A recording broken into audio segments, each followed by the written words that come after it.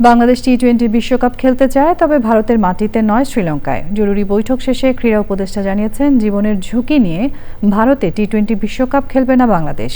আর নিরপেক্ষ ভেন্যু শ্রীলঙ্কায় বাংলাদেশের সব ম্যাচ আয়োজন করবে আইসিসি, প্রত্যাশা বাংলাদেশ ক্রিকেট বোর্ড সভাপতি আমিনুল ইসলাম বুলবুলের। আদিল আহমেদ শানের রিপোর্ট।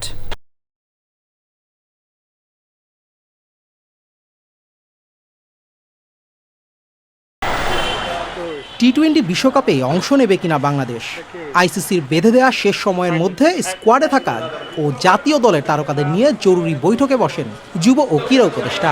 সভাপতি আমিনুল ইসলাম বুলবুল সহ ছিলেন বিসিবির অন্য কর্তারা। ঘণ্টাখানেকের বৈঠক শেষে যুব ও ক্রীড়া উপদেষ্টা জানান, নিরাপত্তার ঝুঁকি নিয়ে বাংলাদেশের ক্রিকেটার, সমর্থক ও সাংবাদিকদের ভারতে পাঠাতে চায় না অন্তর্বর্তী সরকার। আমরা সবাই চেয়েছি আমরা যেন বিশ্বকাপ ক্রিকেট খেলতে পারি। মুস্তাফিজকে নিরাপত্তা দিতে পারে নাই তো কি হয়েছে? আমাদের ক্রিকেটারদের, আমাদের সাংবাদিকদের, আমাদের দর্শকদের সবাইকে নিরাপত্তা দিতে পারবে। এটা আমরা কিসের থেকে কনভিন্সড হব?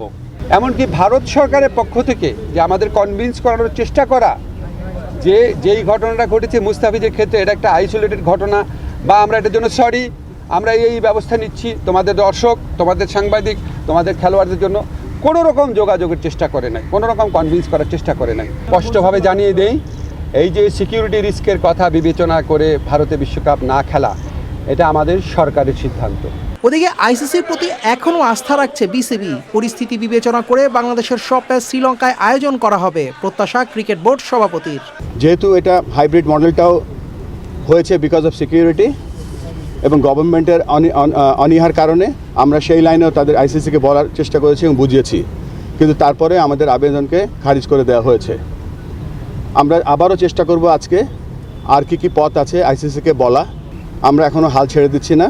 আমাদের একটাই চাহিদা, আমরা বিশ্বকাপ খেলতে চাই। এই মুহূর্তে আমরা ইন্ডিয়াতে যেতে চাই না, আমরা শ্রীলঙ্কার মাটিতে বিশ্বকাপ খেলতে চাই। আমরা এখনও রেডি। বাংলাদেশের আপিলে আইসিসির মন না গড়লে টি-20 বিশ্বকাপের 10ম আসরে শেষ পর্যন্ত অংশ নেওয়া হবে না টিম টাইগার্সের।